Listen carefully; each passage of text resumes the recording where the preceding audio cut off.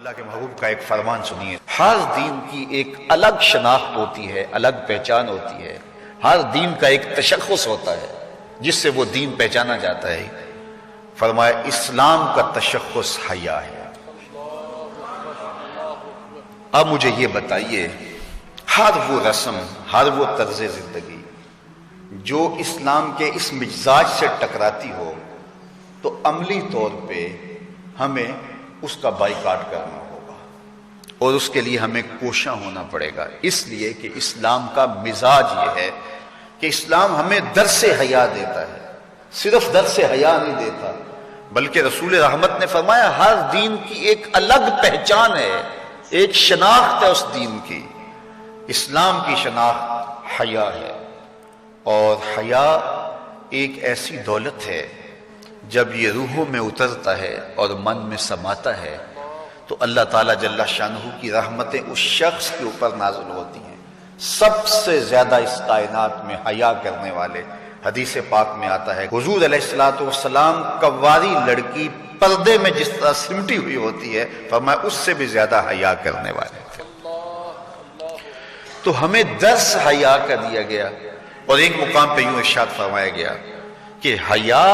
اور ایمان یہ دونوں جڑی ہوئی چیزیں ہیں، اگر ان میں سے ایک رخصت ہو جائے تو دوسری شے بھی رخصت ہو جائے، اگر ایمان چلا گیا ساتھ حیا بھی رخصت ہو جاتا ہے، اور اگر حیا چلا گیا تو ایمان کے ثمرات بھی نصیب نہیں ہوتے۔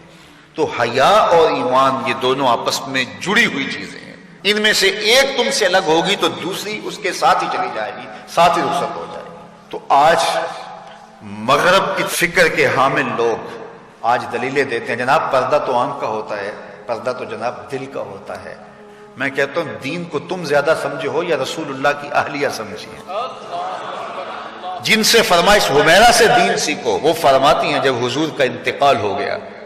تو میں حضور کے حجرے میں جاتی تو معمولی اوڑھنی اوڑھ کے چلی جاتی کہ میرے شوہر کی قبر ہے، کوئی بات نہیں۔ فرمایا اس کے بعد حضرت صدیق اکبر کا وصال ہوا تو وہ بھی حضور کی قربت میں دفن ہوئے، تو میں پھر اس معمولی اوڑھنی کے ساتھ چلی جاتی، اس لیے کہ میں کہتی ایک میرا شوہر ہے دوسرا میرا باپ ہے، تو معمولی کپڑا لیتی اور میں چلی جاتی۔ فرمایا پھر حضرت عمر کا انتقال ہوا اور وہ بھی ساتھ دفن ہوئے، تو حضرت عائشہ رضی اللہ تعالیٰ عنہ فرماتی ہیں کہ واللہ ما دخلت الا وانا مشدودۃ علیہ صوبی حیاء من عمر، کہ اس کے بعد پھر میں کبھی نہیں گئی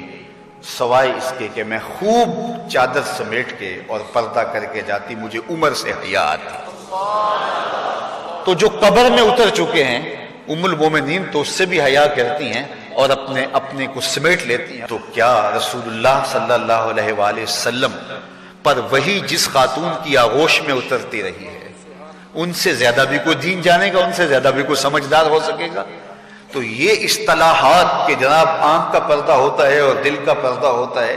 یہ ساری چیزیں مغرب کی طرف سے ہمارے اندر داخل کر دی گئی ہیں کہ اس قوم کو حیا کے جوہر سے خالی کر دیا جائے، کیونکہ وہ جانتے ہیں کہ ان کے رسول نے فرمایا ہے حیا اور ایمان لازم و ملزوم ہیں، ان میں سے ایک رخصت ہوگا تو دوسری چیز بھی رخصت ہو جائے گی۔ تو یہ ان کو اگر کہا جائے کہ ایمان کو ترک کر دیا جائے تو یہ تو کبھی بھی نہیں کریں گے، تو لہٰذا طریقہ یہ ہے ان کو بے حیا کیا جائے۔ جب حیا کا جوہر لٹ جائے گا تو پھر نتیجہ کیا ہے؟ ایمان کے ثمرات بھی ان کو نصیب نہیں ہوں گے، ان کے نام پھر مسلمانوں والے رہ جائیں گے، لیکن ایمان جو روح کی گہرائیوں میں اتر کر کے وہ جو حرارت اور جو نور پیدا کرتا ہے وہ ان کو نصیب نہیں ہوگا،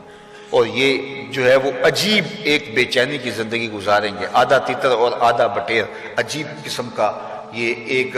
جو ہے وہ معجون مرکب بن جائیں گے، ان کے پاس کچھ بھی نہیں رہے گا۔ تو اس لیے ایک ہی بات ہوگی، اس چمن میں پیروے بلبل ہو یا تلویز گل، یا سراپا نالا بن جا یا نوا پیدا نہ کر۔